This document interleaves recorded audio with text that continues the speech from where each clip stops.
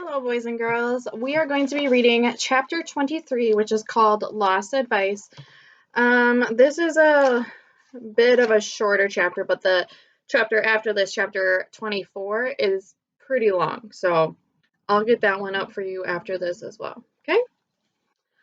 Red had only been with the Lost Boys for a couple of days, but she had come around to the idea of being a mother. As soon as the others left her in Neverland, the Lost Boys built her a spacious underground home. As Peter instructed, they followed every order she gave and waited on her hand and foot. She spent the days stretched out on a lounge chair they crafted from palm trees, and she sipped coconut drinks they served her around the clock. All the Lost Boys hoped for in return was a good bedtime story every night, which Red happily delivered. It was mind-boggling to her why so many mothers complained. She found motherhood highly enjoyable. "Can I get you another coconut drink, Mother?" Toodles asked. "No, thank you, Tobias," Red said. "I'm quite hydrated." "Would you like me to fan you, Mom?" Slightly asked. "Sweet Salvador, thank you, but I'm perfectly cool." "Mommy, can I make you any snacks?" Curly asked. "I'm not hungry, but thank you, Caesar." "Is your chair comfortable enough, Mumsy?" Nibs asked. "Most pleasantly, Nathaniel." "Would you like us to rub your feet again, Mama?" the Lost Twins asked. "Thank you, my dear Jeffries, but they're fine for now." Red took a moment to watch proudly over her temporary sons. She had never expected the savage children she met on her first day in Neverland would turn out to be perfect gentlemen.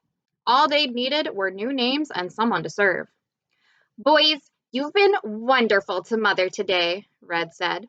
"So before we go to bed, I would like to treat you to another bedtime story."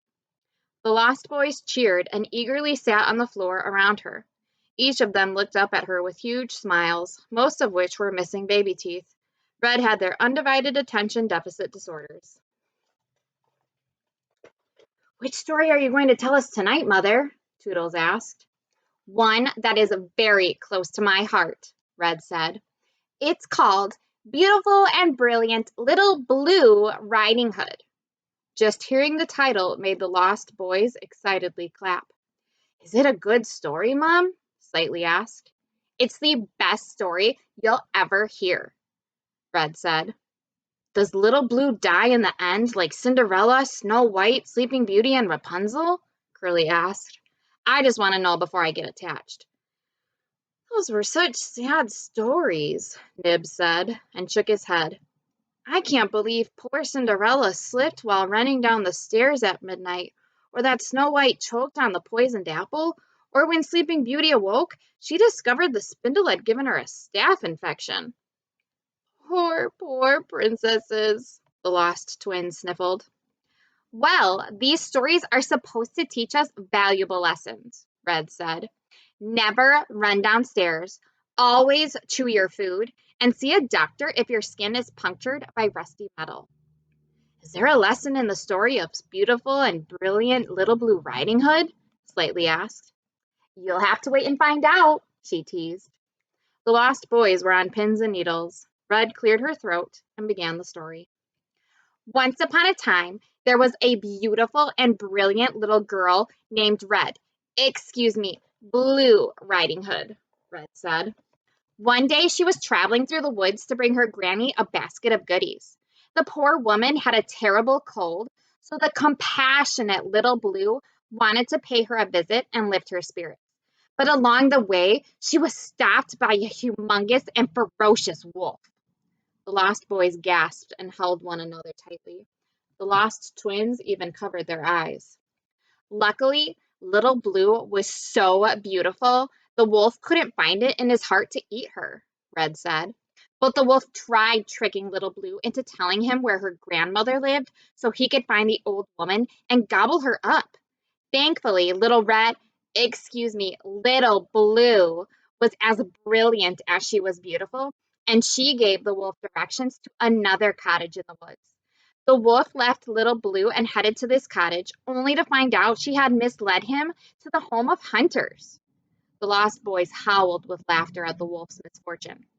"The wolf was killed by the hunters, and Little Blue enjoyed an afternoon with her grandmother," Red concluded. The other villagers were so impressed with Little Blue's intelligence and bravery, they elected her queen of her very own kingdom, and they all lived happily ever after. The end of the story was met with a warm round of applause. Did they really elect Little Blue queen? Curly asked. Just for tricking a wolf? I may be paraphrasing, but pretty much, Red said. What happened to her after she became queen? Slightly asked. Did she get married or have children? Funny you should ask, Red said. Little Blue met a very special prince whom she loved very much, and they were supposed to get married. Unfortunately, the wedding didn't go as planned. What happened? Toodles asked. Did the wolf come back from the dead?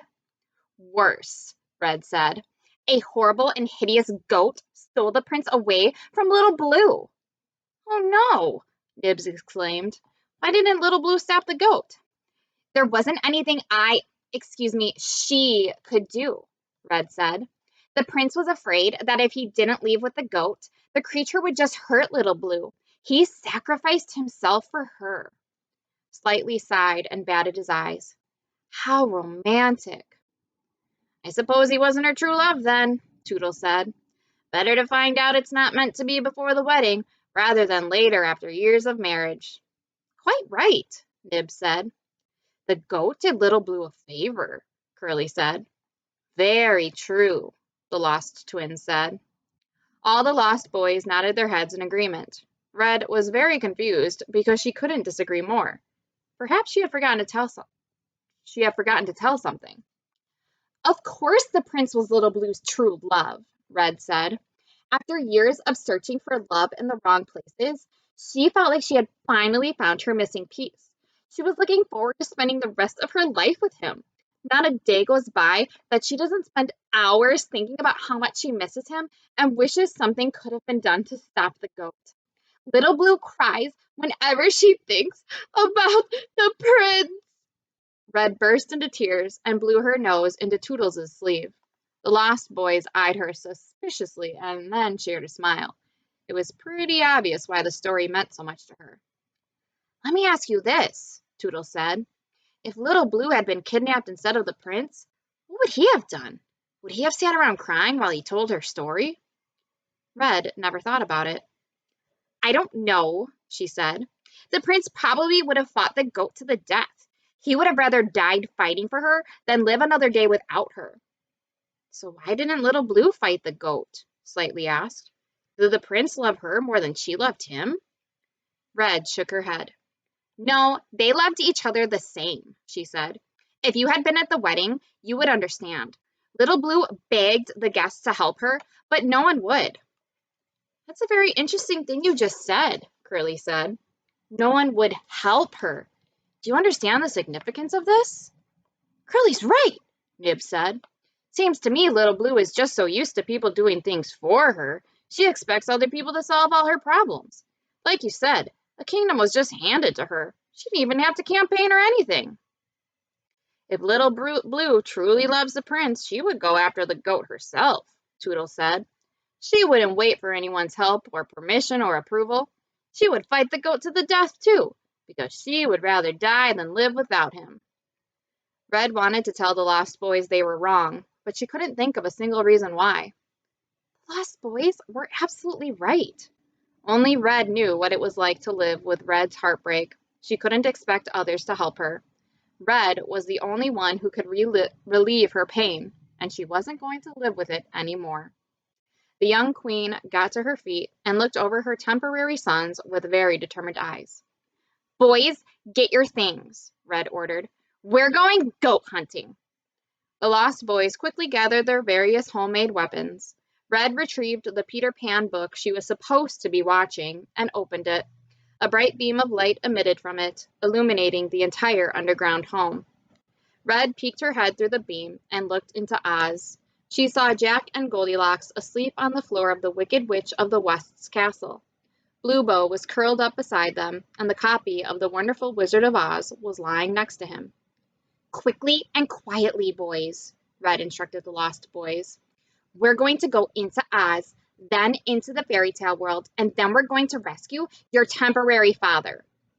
One by one, they carefully went into the beam of light and entered the witch's castle. Red quietly took the wonderful Wizard of Oz book to the other side of the witch's throne room and opened it. Red and the lost boys traveled through the next beam and arrived in the cave of the fairy tale world. They found Hagetta sitting just outside the cave's entrance by a fire she had built. Red, what are you doing back? Hagetta asked her. Who are these children? Hagetta, these are my temporary sons, Red said. Do you happen to know where the witch Marina lives?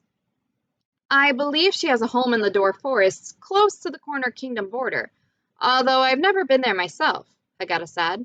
Why do you ask? Because the boys and I are going to get Charlie back, Red said. Before Hagetta could interject, Red led the lost boys to a grassy patch where Porridge, Oats, and Buckle were grazing. She helped the lost twins onto Oats, and then climbed aboard Porridge with Toodles, Nibs, Curly, and slightly mounted Buckle. Red, you can't go after Marina, Hagetta said as she ran after them. She's one of the most powerful witches in the world. You won't stand a chance. She can't be any worse than a pirate, Toodles said. Yeah, we can handle her, Slightly said. We've got to rescue our mother's true love, Curly said. To the witch's house, Nibs yelled. Attack, the lost twin said. Hagetta, I have to do this, Red said. I can't sit around and do nothing while some horned lunatic with a cauldron is holding the love of my life captive. Besides, if the roles were reversed, Charlie would do the same thing for me. Red took Porridge's reins and led the way. Oh, and one more thing, Red called back to Hagetta. If you see Goldie before I get back, tell her we've borrowed her horses. There was nothing Hagetta could do to stop them. She had to stay at the cave and watch the book. Red and the lost boys traveled into the woods ahead and disappeared into the night. Oh dear, Hagetta said. This isn't going to end well. Okay, that's the end of chapter 23. I'll see you for chapter 24. Bye.